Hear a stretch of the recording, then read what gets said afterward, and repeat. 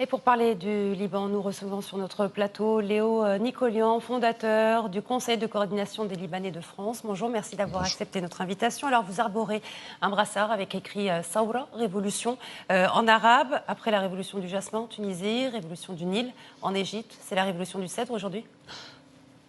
N'oublions pas l'Arménie qui a été un exemple de révolution, 90% de la population qui est descendue pour changer le régime. Il est temps que le peuple libanais se réveille, enfin, et il l'a fait.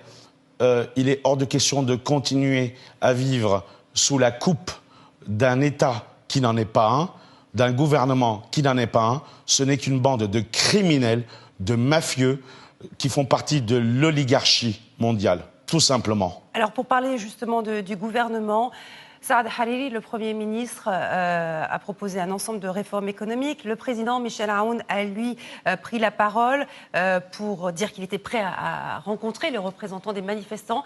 Cela arrive trop tard? Madame, c'est déjà trop tard depuis très longtemps. Il n'y a pas et il n'y aura jamais de représentants des manifestants. Dans ces cas-là, s'il veut recevoir, il va recevoir tout le peuple libanais dans son entité entière, qu'elle soit en diaspora ou qu'elle soit au Liban.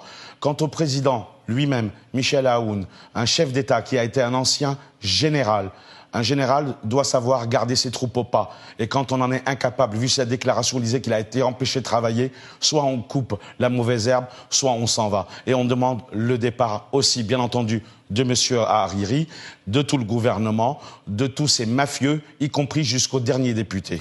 Alors,